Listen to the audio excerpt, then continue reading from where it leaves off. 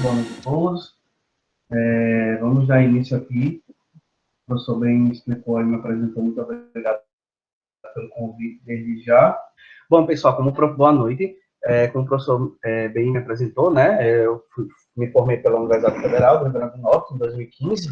Sou da turma de 2010.2, eu estou bem velhinho, passou muito rápido.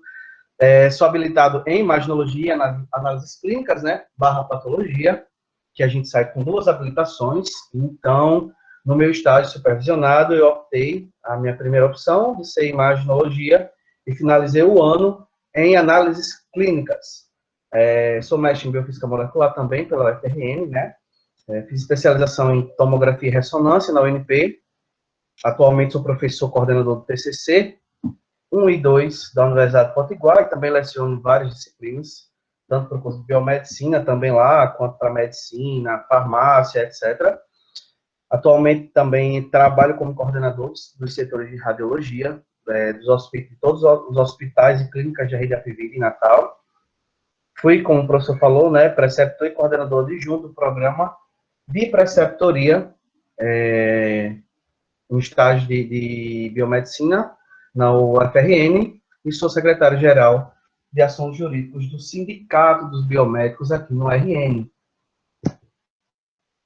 Bom, pessoal, o que é que o biomédico faz, né? Então, muita gente pergunta o que é que o biomédico faz, muita gente até se incomoda um pouco, mas se a gente for olhar por outro lado, a gente tem muita coisa, né? São diversas habilitações que realmente, até para a gente, nós quando somos acadêmicos, a gente fica naquela dúvida, né, de saber para onde é que vai seguir, se vai querer análises clínicas, se vai querer perícia, se vai querer imagem, se vai querer fazer pesquisa, enfim, é muito confuso até mesmo para a gente. Mas eu costumo dizer para os meus alunos, e até para mim mesmo, ou para quem me pergunta, o que é que o biomédico faz, né? O biomédico, ele é um profissional de pesquisa, gente. Não é um profissional que cai na rotina diária de laboratório ou clínica. Não, ele é um profissional que ele deve ter um olhar de pesquisa em cima das coisas com que ele trabalha. Por exemplo, se eu trabalho com citologia, se eu trabalho com imagem, com radiologia, eu tenho que ter um olhar de pesquisa naquela minha rotina de trabalho, visando sempre melhorar e aprimorar os protocolos, certo? Ou a forma com que eu trabalho. Então, a biomedicina vai desde análises clínicas, né? Vocês sabem muito bem, né? Estão pagando essa disciplina bem específica com relação ao que o biomédico faz. Então, aqui estão as diversas áreas de atuação. Acredito até mesmo que já se alterou essas áreas de atuação do biomédico, né? São 35 áreas, mas na verdade entrou, se não me engano, fisiologia do esporte, enfim. Então, são diversas áreas que vai desde as análises clínicas, a biomedicina estética. Agora eu estou fazendo especialização, viu, professor? Estou fazendo especialização em estética e cosmética, que era uma área que eu também me identificava bastante. A gente nunca deixa de estudar, estava sentindo falta da sala de aula que eu estou fazendo. Né? Sanitarista, auditoria, perfusão extracorpórea, né? Mas aqui em negrito estão as minhas 3 atuais habilitações, né? Que é análises clínicas, radiologia e imaginologia, tá certo? Que elas andam muito bem juntas, a radiologia e a imaginologia. Bom, a regulamentação, acredito que todos os alunos de biomedicina eles precisam saber, pelo menos dessa lei, 6.684, de 3 de setembro de 79, que quando foi criado o curso de biomedicina, né?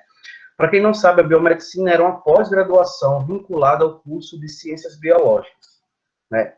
Então, quem queria ser biomédico antes de 79, na verdade, antes dessa data aí, 3 de setembro, fazia ciências biológicas, tá certo? Tem que saber, né, professor?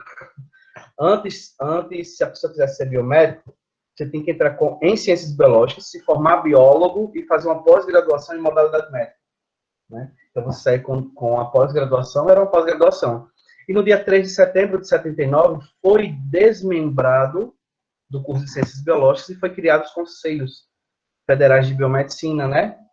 Junto com os Conselhos Regionais. tá certo? Então, é muito importante a gente saber a história do curso que a gente faz.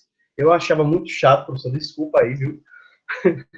Eu achava muito chato, não era o senhor que me dava aula, mas eu achava muito entediante saber disso, mas eu parei para pensar e fazer, poxa, eu não saber como foi que criou o meu curso, né? Eu confesso que eu não sei de tudo, não sei de todas as leis, não sei de todas as regulamentações, mas essa lei que criou o meu curso, eu sei, e essa resolução do Conselho Federal de Biomedicina, de 2013, que foi quando houve as atribuições do biomédico e imaginologista, eu também preciso saber, né? Até por questões, pessoal, da gente ser questionado, né? Muitas vezes a gente é questionado no próprio local do trabalho, tá certo? O biomédico, por ser uma profissão relativamente nova, né? Tem pouco mais de 50 anos, a gente é muito questionado, mas pode fazer isso? Isso é só o médico? Enfim, fica esse questionamento e eu quero deixar para vocês aqui tudo embasado em relação às resoluções que a gente pode fazer no caso da minha área de imagem, tá certo? Caso vocês sejam questionados, vocês podem ver, não, ó, existe a resolução número 234 de 2013 que atribui que o biomédico pode injetar contraste na veia do paciente, por exemplo, certo? As análises clínicas é o cargo-chefe aqui, só para dar uma pincelada, tá? É um cargo-chefe da procura, né? Dados do Conselho Federal de Biomedicina estipulam cerca de 80% da classe biomédica, né? Direcionam para análises clínicas, né? Muitos para assumir responsabilidade técnica, que são os famosos RTs, né? As responsabilidades técnicas dos laboratórios e clínicas, tá certo? Assumir chefias técnicas, assessorias, direção, cargos de gestão dessas unidades, né? Então, é muito comum a gente encontrar biomédicos em cargos de gestão, de coordenadores, diretores, gerentes. Bom, então vamos entrar na minha área de atuação, né? O que é a imaginologia, gente? A imaginologia, existe até um quê, né, professor? Se é imaginologia com I ou imaginologia com E, não tem nada muito, assim, concreto com relação a isso, não. Eu gosto de usar com I, professor. Eu gosto de usar com I, né? Eu tenho Mas usado, até o próprio. eu tenho usado com E porque vem de imagem, né? Aí eu tenho usado com E, mas É. não sei se é isso mesmo.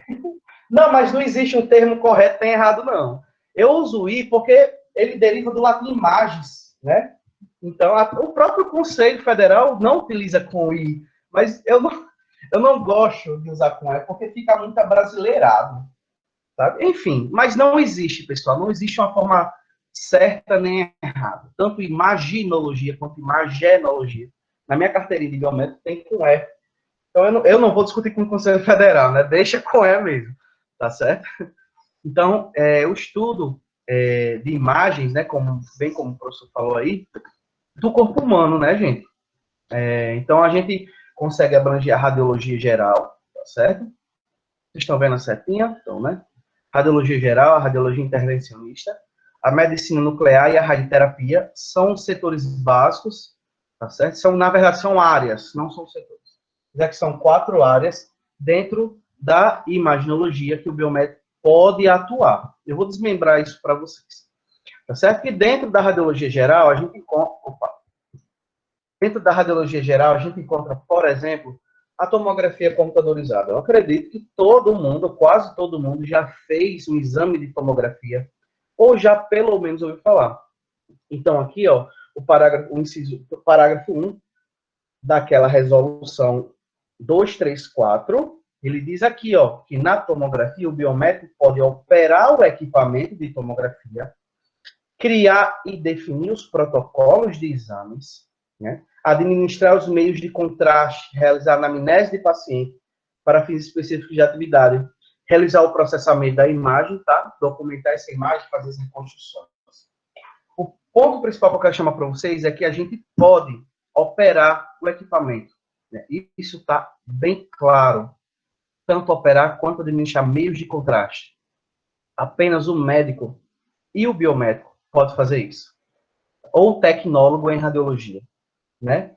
Então, apenas esses 3 profissionais podem fazer a administração de meio de contraste no paciente, tá bom? Então, aqui para mostrar para vocês, gente, algumas reconstruções, tá certo? Aqui é uma tomografia à esquerda, tá? Na verdade, a direita é uma ressonância e na esquerda é uma tomografia. Aqui é só para exemplificar, tá? A gente consegue ver, pessoal, aqui, ó, os vasos do pescoço, tá certo? Então, isso aqui é uma tomografia de pescoço. A gente vê as principais vias arteriais, tá certo? Do pescoço, irrigando face e cabeça. E aqui, a gente consegue ver, ó, onde eu estou apontando com a setinha, pessoal, a carótida comum do lado direito, né? E a carótida comum do lado esquerdo.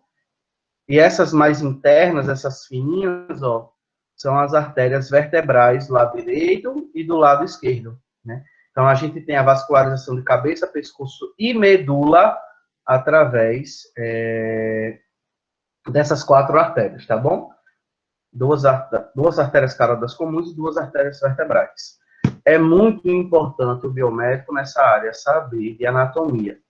É indispensável o profissional saber de anatomia, tá certo? Não tem como saber meia boca, tá certo? Então, nesse emaranhado de artérias, a gente consegue ver aqui, ó, uma redução de fluxo, né, causado por essa estenose aqui da carótida interna, do lado direito, ó. Vocês estão conseguindo ver, gente? Pessoal, qualquer coisa pode falar no bate-papo, eu estou vendo o bate-papo aqui, tá bom? Então, vocês conseguem ver aqui, ó, aqui o vaso vem, ó, vem grosso, acho que fica bem fininho, ó. Tá vendo, Jonathan? Aqui, ó, fica bem... Opa, cadê minha seta? Fica bem fininho e depois engrossa de novo, né? Geralmente, a gente, como biomédico, a gente faz a medição desse segmento e informa para o médico o tipo do material que ele deve usar para fazer a correção dessa estenose. Então, veja quão é importante o nosso trabalho. Se eu disser para o médico lá, olha, doutor, o senhor vai usar um stent tamanho X, e esse stent for muito pequeno, não vai corrigir e vai acabar gastando material que é extremamente caro, né? E não vai curar o paciente, podendo até causar transtornos mais graves. Aqui nessa outra imagem, a gente consegue ver também aqui, ó, no outro lado, né, na carótida interna do lado esquerdo, esse ponto aqui de stop. De stop não, essa falha de enchimento. Então, eu vou dar uma aproximada aqui para vocês verem. Ó, tá certo? O vaso vem, aí chega aqui, ele para, né? E distalmente ele consegue se preencher porque eu tenho circulação colateral fazendo, tentando corrigir essa estenose, tá ok? Fica bem claro, né? Esse ponto de stop aqui. Já na ressonância magnética, pessoal, o biomédico ele pode também operar os equipamentos de ressonância magnética, criar e definir os protocolos de exames, atuar nas áreas de ressonância magnética funcional e espectroscopia por RN. Tá certo? Ressonância magnética funcional é o quê, basicamente? A gente está trabalhando num grupo de pesquisa para avaliar autismo. O pessoal do LAIS, né, professor Alexandre, faz trabalho lá no Onofre Lopes. Eu não sei quem está à frente dessa pesquisa. No meu tempo era professor, como era o nome dele? Meu Deus, era professor, não vou lembrar agora. Enfim, o pessoal lá faz pesquisa na ressonância do Onofre Lopes com autismo, com depressão, Alzheimer. Então, essas doenças mais funcionais, a gente consegue ver no cérebro do paciente, por exemplo, as áreas que são afetadas nessas doenças. Certo, gente? Outra coisa que eu queria falar, muito importante, é o termo que a gente usa erroneamente, patologia. O paciente está com uma patologia tal. Gente, não usem esse termo, tá? Use o nome doença mesmo. O nome correto é dizer doença. Patologia é o estudo daquela doença. Então, a gente tem que dizer que o paciente está doente, né? O paciente possui doença tal, e não, o paciente tem a patologia tal. Né? Então, substituir esse termo patologia por doença não é errado. Tá certo? Atuar na administração dos meios de contraste, realizar a anamnese do paciente, promover a definição de troca de bobina, atuar no pós-processamento. Muitas vezes, a gente encontra biomédicos, eu conheço os 3 biomédicos ou 4, que trabalham com a venda desses equipamentos, pessoal, né? Então, tanto venda, representante comercial, quanto application. Ganha muito, muito bem, certo? Então, o pessoal, por exemplo, o professor Alexandre comprou uma ressonância magnética para a clínica dele, né? Aí, o professor Alexandre, quando receber essa máquina na clínica dele, vai vir um profissional da empresa treinar os funcionários do professor Alexandre, da clínica dele, para poder mexer. Geralmente, esse trainee, né, essa pessoa que treina, é biomédico.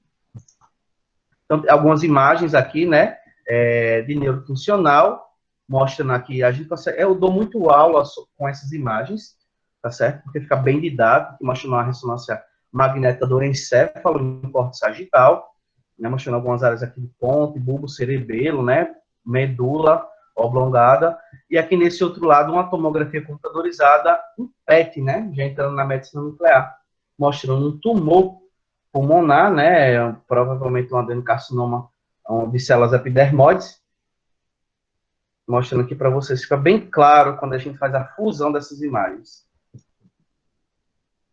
Na ultrassonografia é uma área não tão procurada, na verdade eu nunca vi um biomédico trabalhar com ultrassom, tá certo?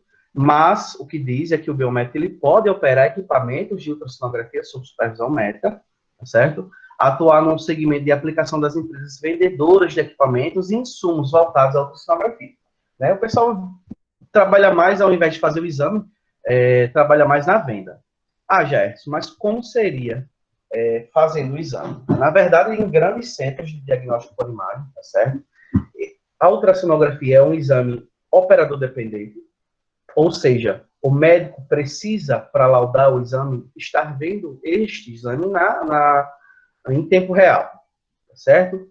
Então, em grandes centros de diagnóstico, os médicos ficam na sala de laudo, vendo o exame ao vivo e já laudando, né? É uma coisa que não é um fluxo de trabalho que eu não acho muito fluido, né? Porque às vezes, por exemplo, se o médico quiser fazer uma incidência mais específica, ele vai ter que ficar pedindo, entendeu? Então, não acho muito... Existe biomédicos trabalhando em São Paulo, em grandes centros de diagnóstico, mas eu não acho um fluxo muito viável, né? Tanto para o paciente quanto para o médico, tá certo? Mas, na área de ultrassonografia, o biomédico pode atuar na venda desses equipamentos. E também como application, né? Ensinando a outros médicos a utilizarem recursos do equipamento que ele acabou de vender. Densitometria óssea e medicina nuclear, né? A densitometria óssea, para quem não sabe, é um exame que mede a massa óssea do paciente, né? Para ver se tem osteoporose, osteopetrose, que é o contrário da osteoporose, né? Então, na densitometria óssea, o biomédico poderá operar equipamentos de DO, né? DO é densitometria óssea, tá? Realizar anamnese, compor história clínica do paciente, para fins específicos de atividade, etc, etc. E atuar na aplicação e treinamento de empresas e fabricantes de equipamentos, né, como eu falei. Já na medicina nuclear é outro mundo, gente. Eu não sou especialista em medicina nuclear, mas medicina nuclear é muita coisa, tá certo? Então, o biomédico imaginologista, ele deve optar ou ir para a radiologia ou ir para a medicina nuclear. Atualmente, apenas eu, no Rio Grande do Norte, como biomédico, atuo na radiologia. Tem outros biomédicos que atuam na medicina nuclear, como é o caso do Wilk, né? De Marina também, que são... O Wilk e Marina foram da minha época, eles dois, né? Eles eram do turno MT, eu era do noturno, mas eles atualmente são profissionais da Liga, atuam na medicina nuclear, e eu sou da radiologia, certo? Então, na medicina nuclear, o biomédico poderá operar os equipamentos de medicina, né? PET-CT, PET-RM, realizar estudos in vitro e in vivo, ou seja, atuar em pesquisa, como também realizar o exame, certo? Auxiliar o médico nos procedimentos terapêuticos, né? No caso da radioterapia, definir protocolos de exame, realizar procedimentos de radiofarmácia, como, por exemplo, eluição de radiotraçadores, quem faz é o biomédico, tá certo? E montagem de kits, e administração do radiotraçador, que no caso aqui não é contraste, tá, gente? É radiotraçador. É algum componente marcado com um agente radioativo. É o biomédico que faz essa administração. Pelo menos lá na Liga são os biomédicos que fazem, né? Aqui tem, por exemplo, uma imagem esquemática mostrando, né? Um PET-CT, tá certo? Uma cintilografia, na verdade, Onde tem essas áreas mais escurinhas, pessoal, a gente chama que são áreas de hipercaptação do raio traçador. Então, áreas de alto metabolismo vão captar mais. Por exemplo, eu acredito que sejam os linfonodos do pescoço, né? Então, vocês vejam que está captando bastante aqui no coração, no ventrículo esquerdo, né? É uma área de alta atividade metabólica, porque o coração está batendo, obviamente, né? Quando você pensa no coração como um todo, a gente sabe que o ventrículo esquerdo ele é mais forte, ele é mais hipertrofiado, porque ele bate mais. Né? Então, a gente consegue ver a captação do raio traçador aqui nos rins, aqui embaixo, ó. E aqui, nessa região mais inferior, é um artefato, né? Provavelmente da bexiga. Não sei se é na coluna sacral, eu teria que fazer uma imagem oblíqua para ver se era no sacro, mas muito provavelmente aqui é na bexiga, né? Que o paciente recebe o raio traçador na veia, né? E tudo que passa pela veia passa pelo rim e é posteriormente excretado. Nessa segunda imagem aqui, pessoal, a gente consegue ver uma fusão dessa primeira imagem com a tomografia, né? Então, na medicina nuclear está na moda muito essas imaging fusion. Então, a gente consegue fusionar as imagens para obter melhor resolução espacial. Então, a gente consegue ver anatomicamente perfeito que aqui é o coração, que aqui é a bexiga, né? Os linfonodos da cadeia axilar aqui, né? E cervical, na verdade, mais precisamente cervical, com bastante captação, né? A gente vê essas coresinhas, que isso são... essas cores são os softwares que, né, direcionam essas cores. Eu posso botar a cor que eu quiser, vermelho, azul, enfim, certo? Isso tudo é feito por software. Já na densitometria óssea, a gente consegue ver a análise da massa óssea do paciente. Geralmente são realizadas duas medições, por protocolo de coluna lombar e cabeça do fêmur. Então, a coluna lombar e a cabeça do fêmur, que são as duas áreas de maior densidade, vamos dizer assim, do nosso corpo. Na densitometria óssea, a gente vê se está com perda de massa óssea, né? Então, a gente consegue ver aqui, ó, à esquerda, a coluna tóraco-lombar, né? Torácica e lombar do paciente em perfil, ou seja, ele está lateralizado. Então, a gente consegue ver, né, que o que deveria essa coluna, pessoal, ser bem branquinha, né? Porque o osso no raio-x fica branco, né? Então, vocês conseguem ver essa região, essas áreas aqui que eu estou apontando com o mouse, que são os corpos vertebrais. Vocês podem ver que eles estão quase transparentes, não é verdade? Vocês estão conseguindo ver? Está quase transparente? Respondam aí no chat. Né? Tá bem claro que está quase transparente. Então, é nítido, pessoal, que esse paciente possui uma perda na mineralização óssea. Quando a gente vai analisar a coluna lombar desse paciente, na densitometria óssea, que é essa outra imagenzinha aqui pequenininha, ó, a gente consegue ver por uns parâmetros que a gente fala de leitura, de L1, L2, L3, né? Que é lombar 1, lombar 2, lombar 3. A gente consegue ver pelos parâmetros de T-score e Z-score, não vou entrar em detalhes aqui, mas são padrões de análise. A gente consegue ver que esse paciente possui osteoporose muito grave. Tá certo? De moderada a grave, vamos dizer assim.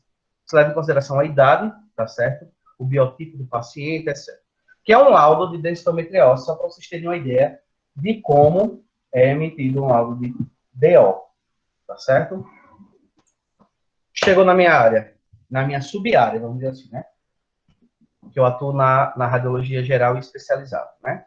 Na radiologia geral e especializada, o biomédico poderá operar os equipamentos de radiografias convencionais, computadorizadas ou digitais. Ou seja, sim, o biomédico ele pode fazer o exame de raio-x, né? Tanto o biomédico, quanto o técnico, quanto o tecnólogo de radiologia também pode fazer essa mesma atividade. O que é que vai diferir? Administrar meios de contraste, né, que só o biomédico ou o tecnólogo pode, realizar a anamnese do paciente, que apenas o biomédico consegue fazer isso, né, por lei, só o biomédico ou o médico, atuar no pós-processamento de imagens métricas, documentar exames, o técnico e o tecnólogo podem também fazer esse pós-processamento, tá? Eu estou só citando, gente, o técnico, o tecnólogo, para vocês entenderem a diferença, que muita gente, mas é a mesma coisa? Não.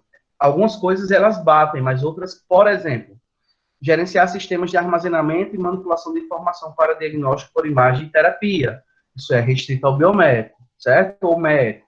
Atuar nas diversas atualizações tecnológicas. Então, essas áreas de informática médica, de pesquisa,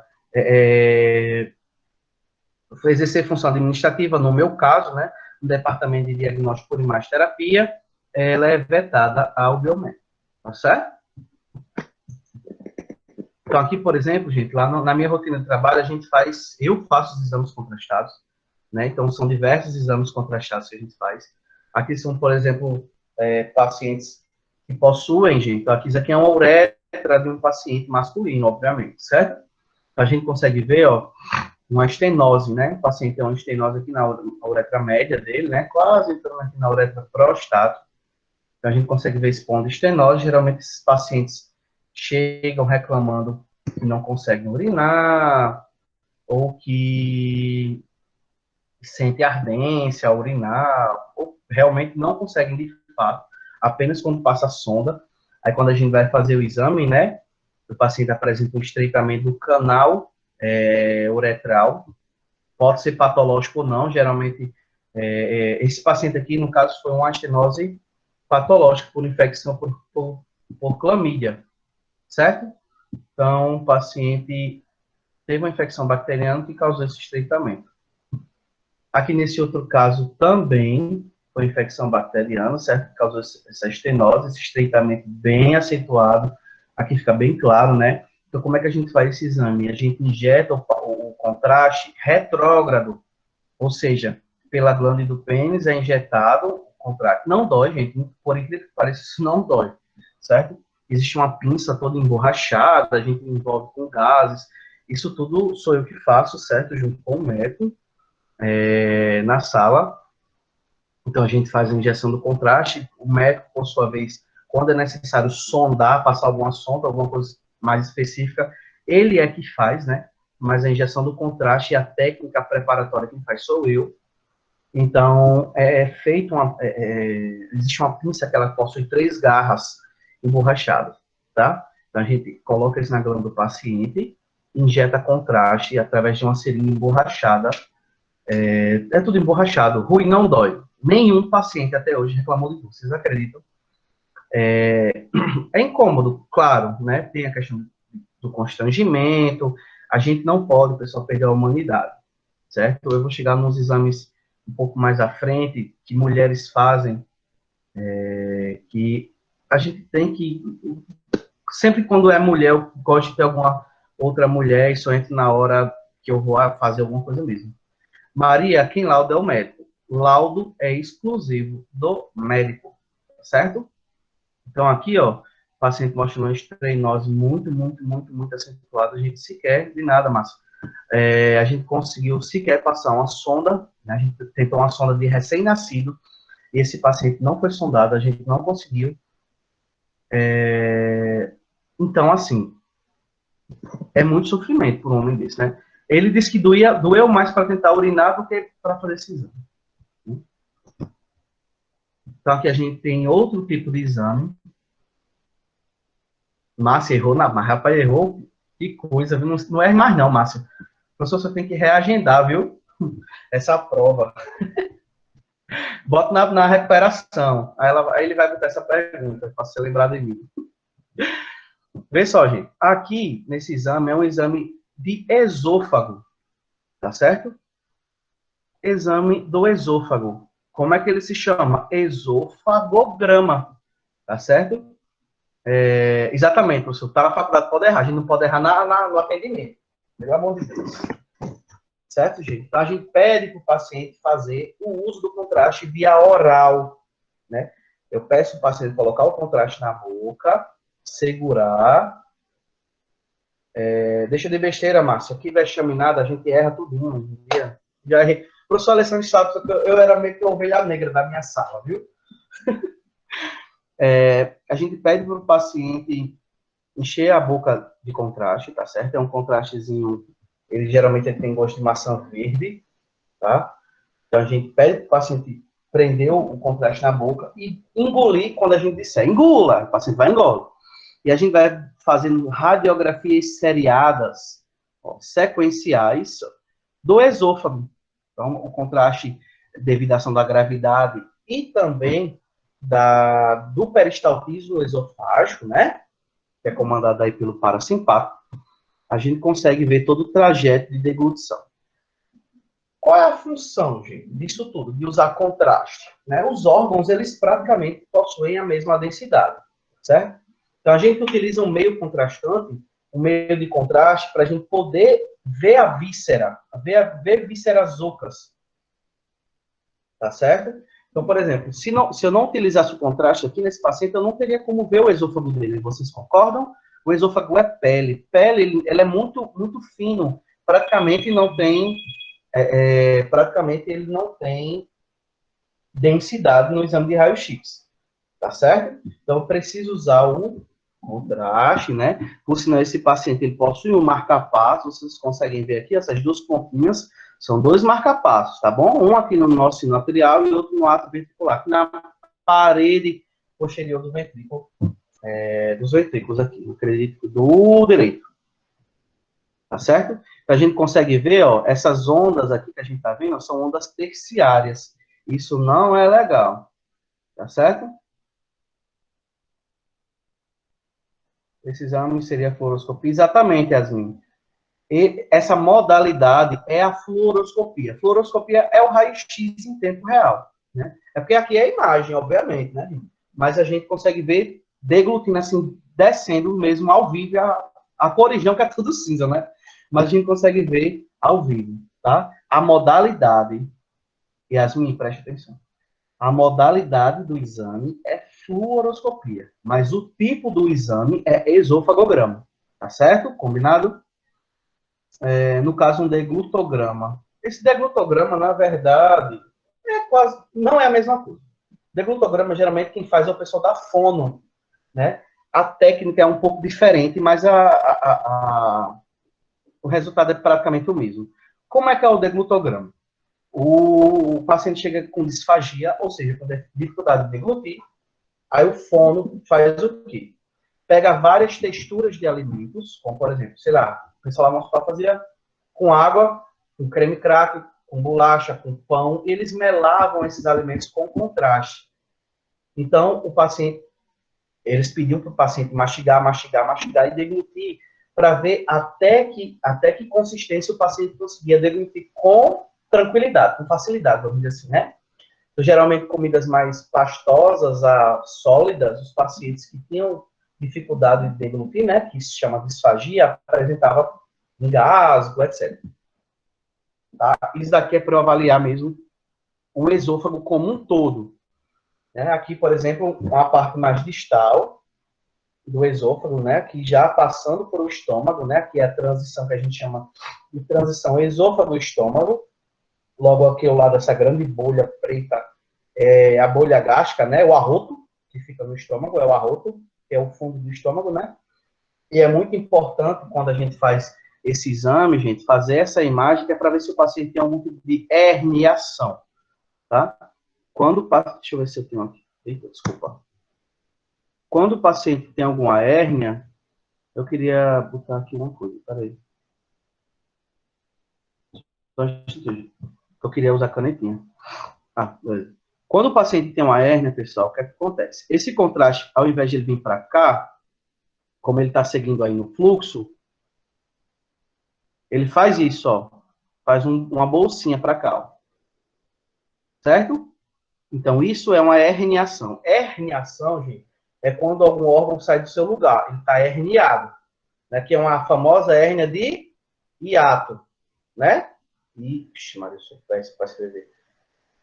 Hérnia de hiato. Por quê? Porque o nome do orifício... Aqui está o músculo diafragma, né, do paciente, ó, de um lado e de outro, ok?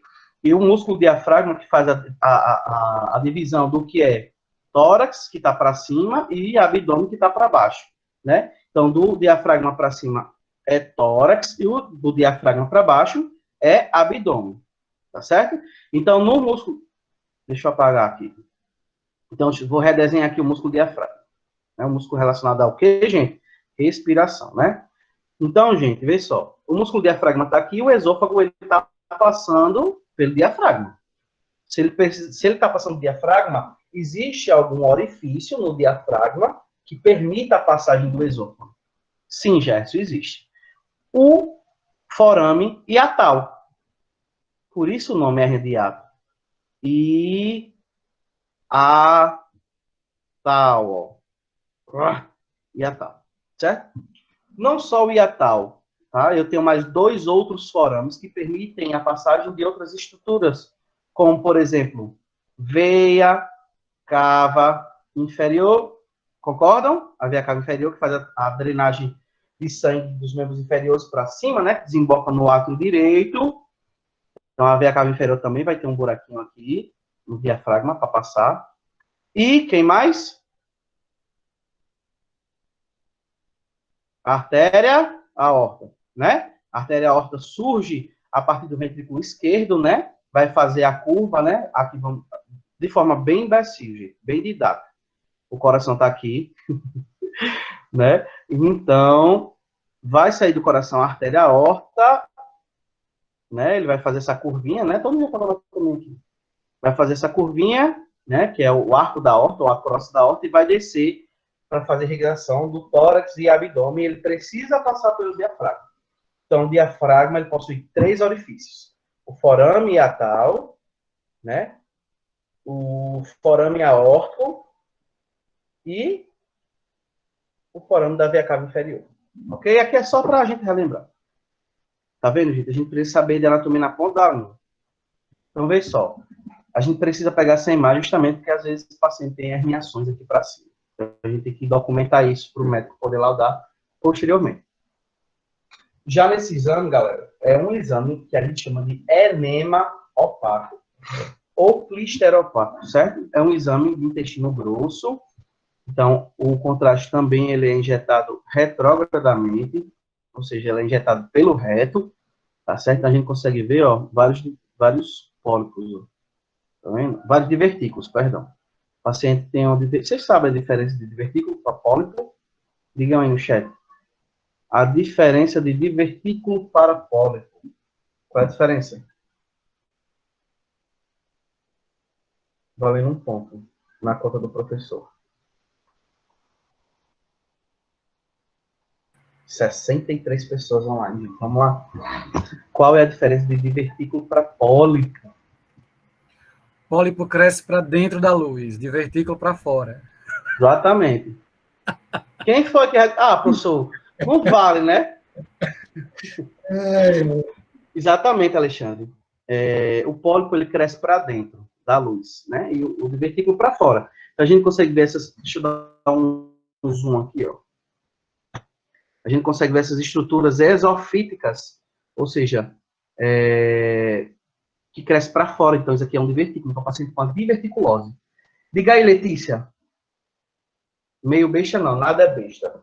É nesses bestas que eu tirava nota rindo nas provas. Diga aí, Letícia. Oi, boa noite, professor. Boa noite. Boa noite. Eu queria saber como fica a parte psicológica dos pacientes na hora de fazer esses exames, porque eu sempre penso nisso.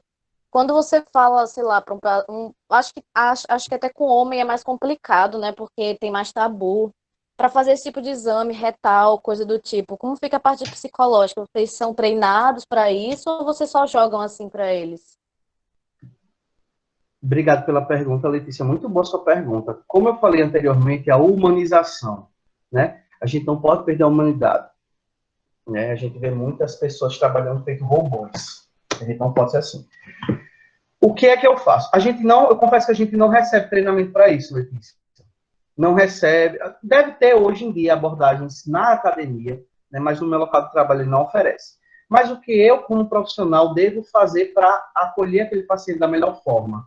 A gente sempre tem que pensar em melhorar como pessoa e como profissional. Imaginar como aquele exame fosse feito em mim, né? Então, geralmente, um exame desse é passar uma sonda via o reto, via retal, né? Geralmente, a gente explica, tá, Letícia? Um exame por completo. Eu mesmo faço isso, mostro todos os materiais que a gente vai usar, mostro que é bem flexível, porque esses exames, eles não doem, né? Mas pelo nervosismo, o nervosismo pode somatizar muita coisa. Então, eu faço questão de mostrar a pontinha da sonda, peço que faça. Eu já tenho as sondas sem ser esterilizadas, né?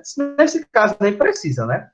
Vai ser no reto. Então, eu mesmo pego a sondinha, mostro para o paciente, ó, toque aqui para o senhor, para a senhora ver que é molezinho, que não dói, que não é duro, não é grande. Então, eu sempre explico para eles direitinho, o passo a passo. Quando eu estou fazendo um procedimento, eu sempre falo, senhora, a gente vai introduzir a sondinha agora, tá certo? Então, eu sempre mantenho uma comunicação muito efetiva com o paciente. Isso é muito bom.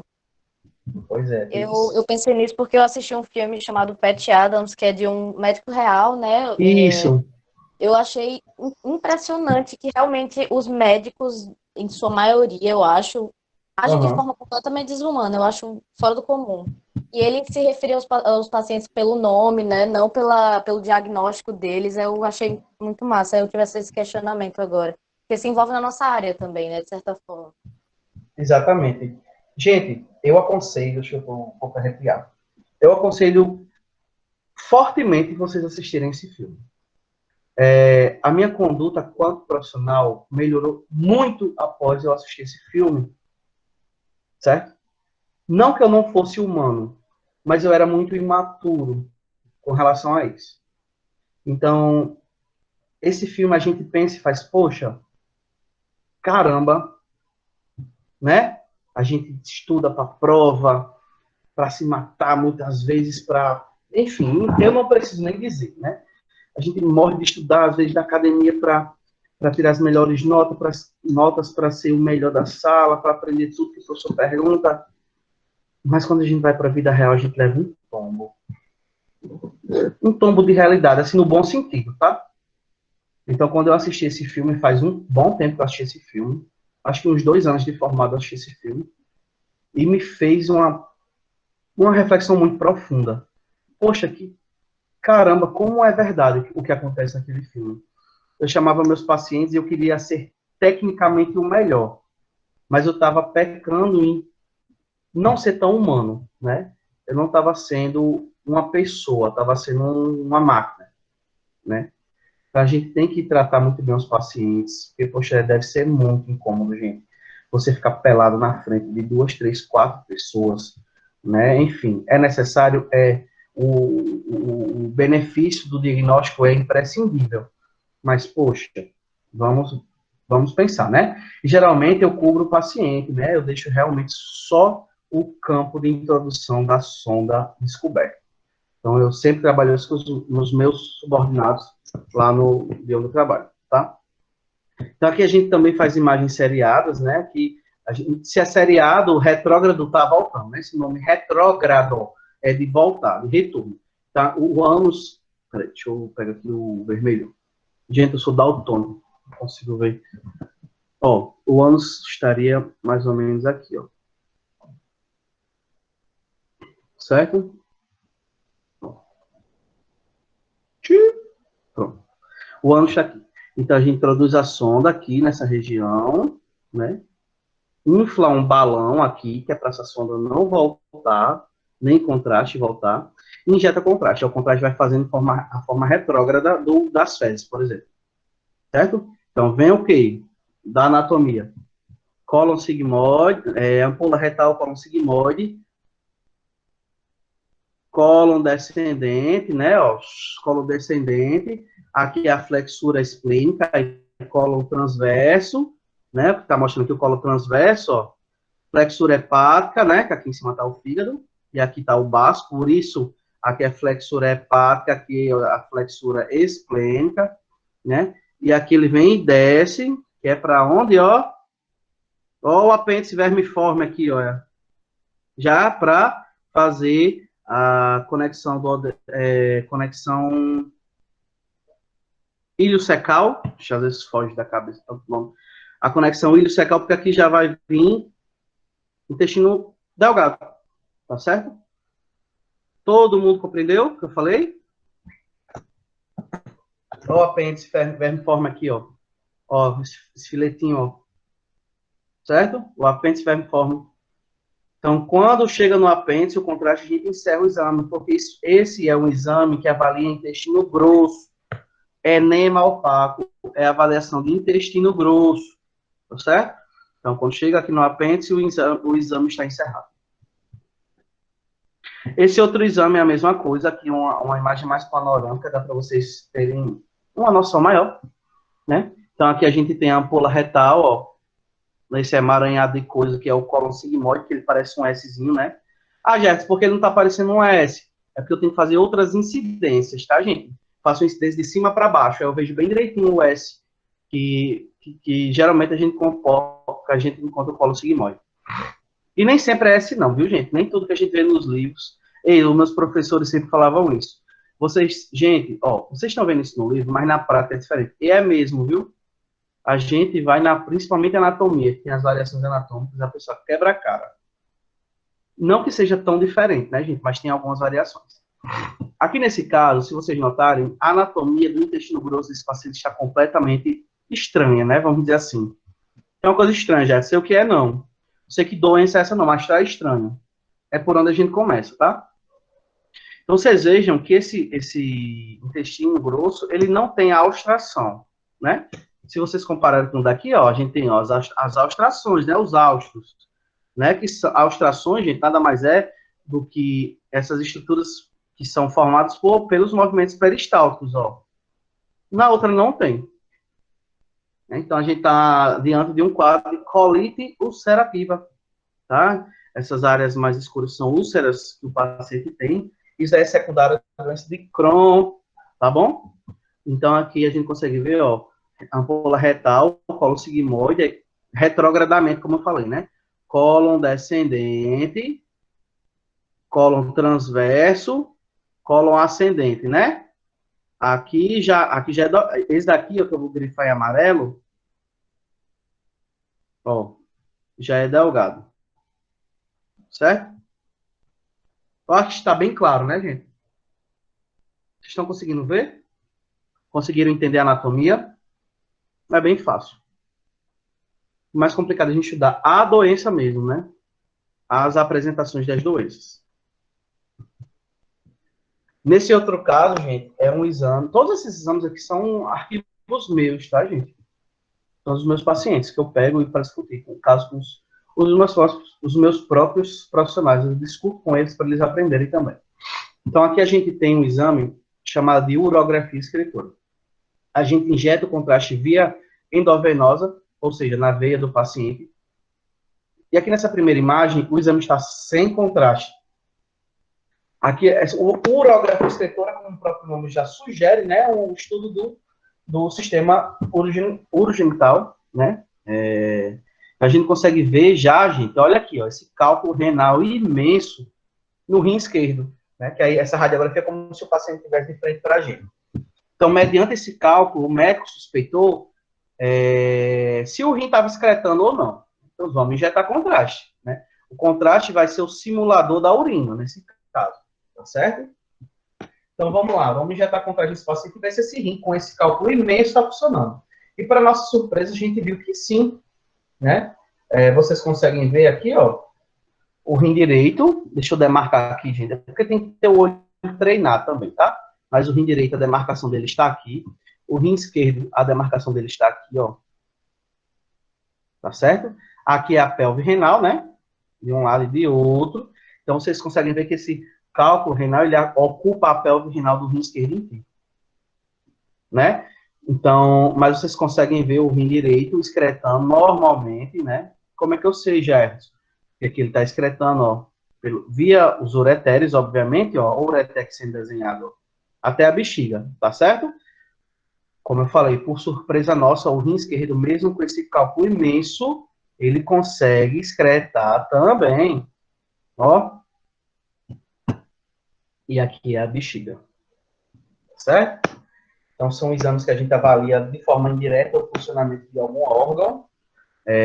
Nesse outro caso aqui que eu vou mostrar para vocês, ó, veja que tamanho não é documento.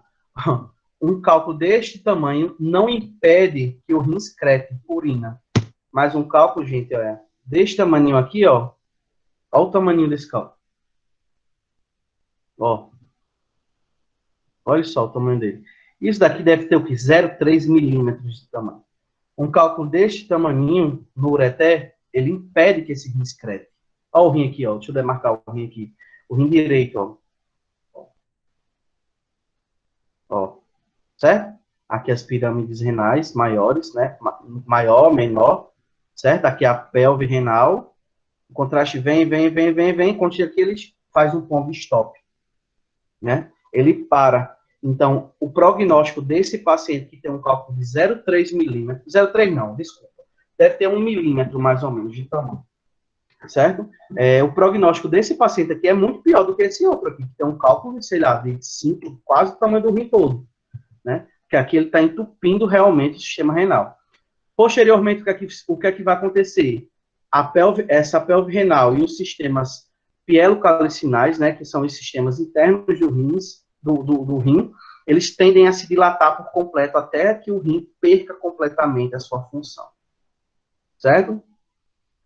Por que isso acontece? Geralmente, Gabriela, geralmente isso acontece quando esse cálculo, geralmente não.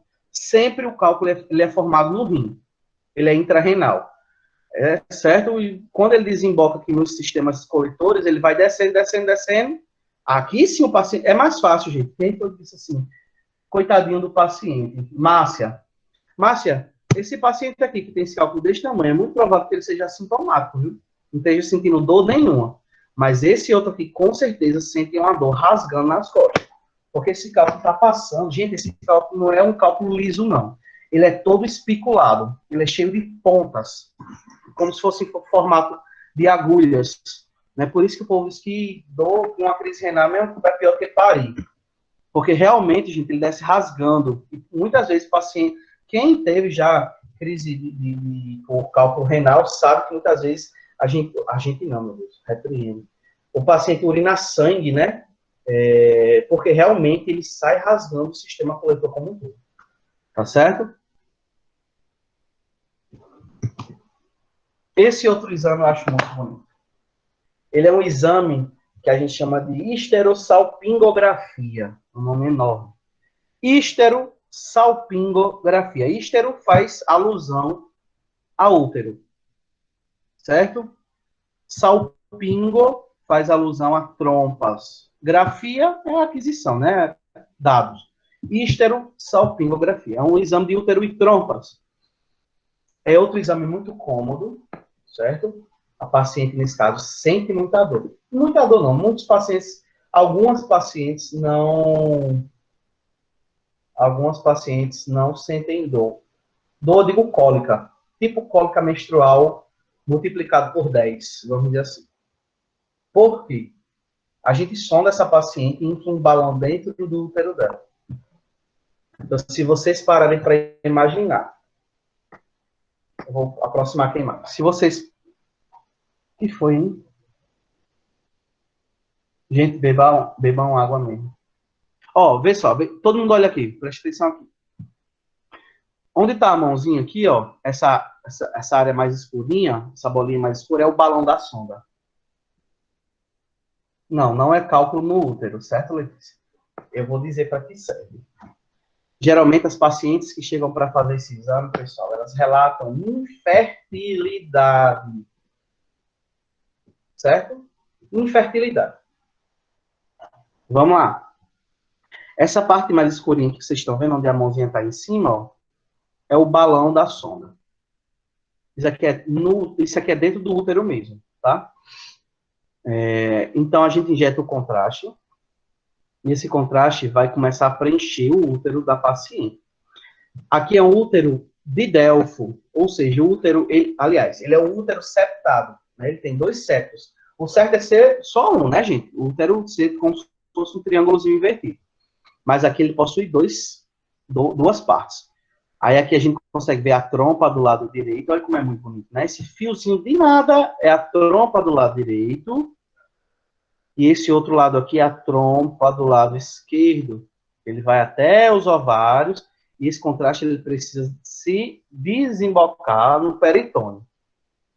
Pois é, Letícia, é muito fininho, ele é da finura de um cabelo. Esse ainda tá grosso, que tem uns que são bem fininhos. A gente consegue ver que ó, há disseminação do meio de contraste por todo o peritônio, que é o que eu espero ver, tá? Isso indica que não tem nenhum tipo de obstrução.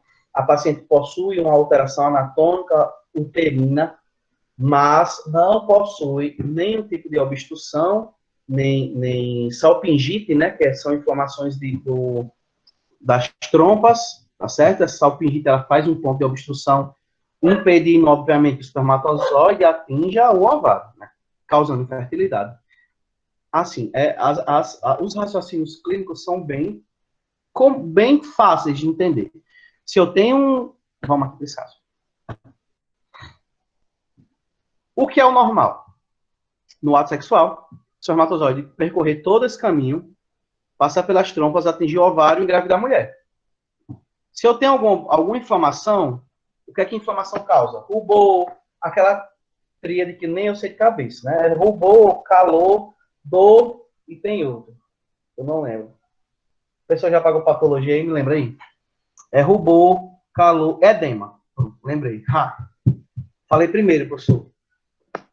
Que é muita coisa, gente. É calor, rubor, edema e dor, né? Então, se tem edema, tem água. Se tem água, tem inchaço, enfim. Então, isso aqui vai ficar dilatado e inchado. Então, se uma coisa desta finura, né? Desta finura fica inchada, inflamada, vai ficar o quê? Obstruída. O espermatozoide não passa. Então, a mulher não engravida. Certo? Aqui só para vocês verem o normal, como deveria ser, certo? Aqui é o canal vaginal, né? Então, a gente... Ai, Jesus. Aqui é o canal vaginal, certo? Então, a gente introduz, gente, uma sonda que a gente chama sonda de Foley. A gente introduz a sonda até aqui, ó, no colo do útero mesmo, e infla um balão aqui, ó. Quando a gente infla um balão, tem gente... Tem paciente... Nunca aconteceu comigo, não, mas tem paciente que desmaia de dor.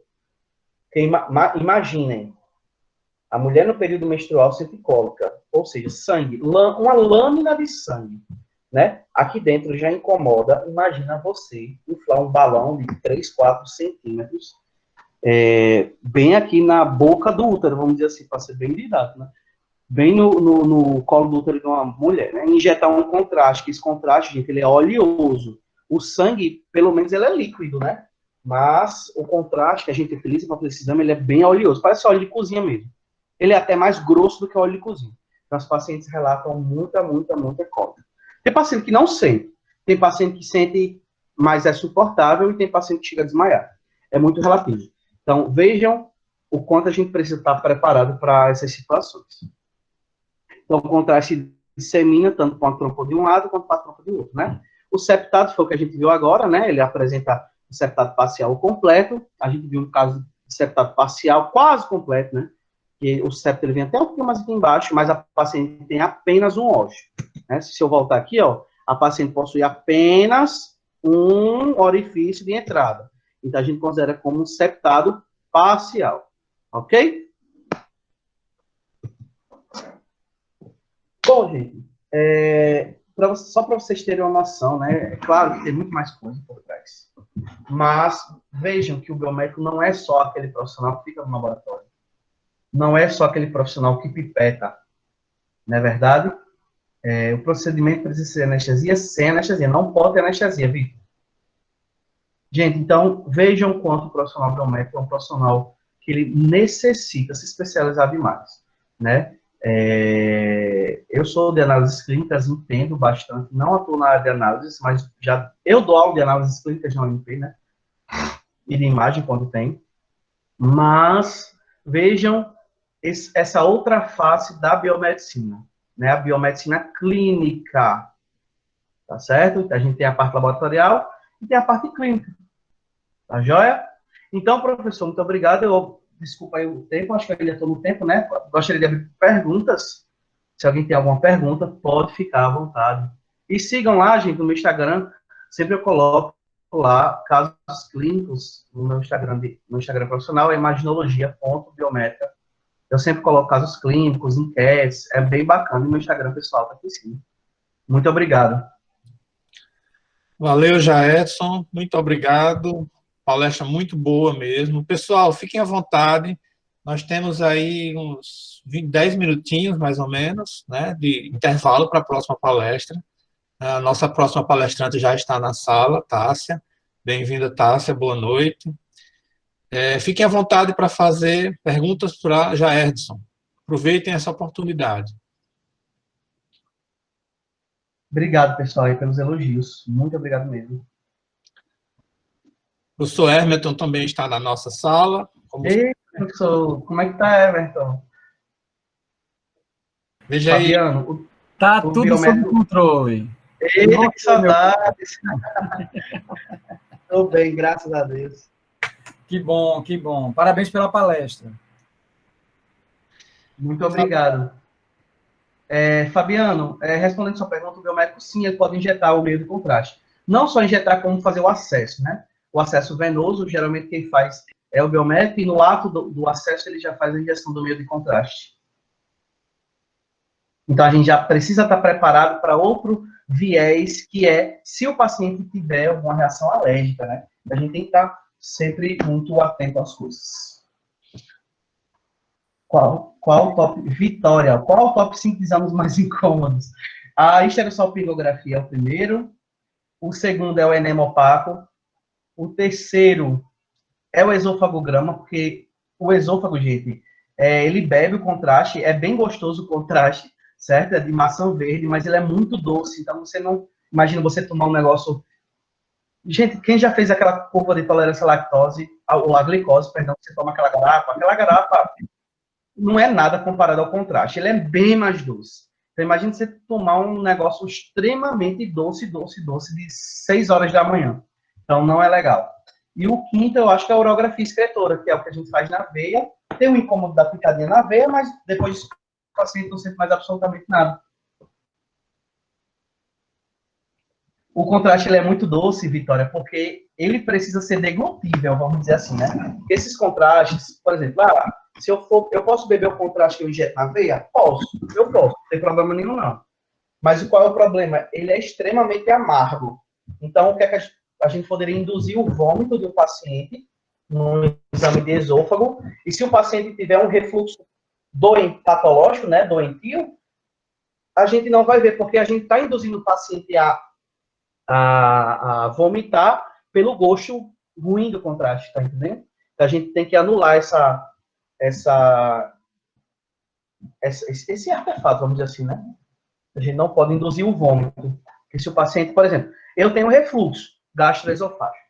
Se o paciente tem um refluxo gastroesofágico, toma um negócio muito ruim, muito amargo, automaticamente ele vai querer vomitar. Então, pode dar um falso positivo para quem não tem refluxo. Pois é, Vitória, porque estupidamente doce, eu concordo, não sei. Não sei porque estupidamente doce. Eu acredito que é porque a gente usa em criança, né? Criança gosta de coisa muito doce. Jaedson, Oi? qual é a contribuição da imaginologia nos exames de tireoide? Tem muitos, principalmente na medicina nuclear.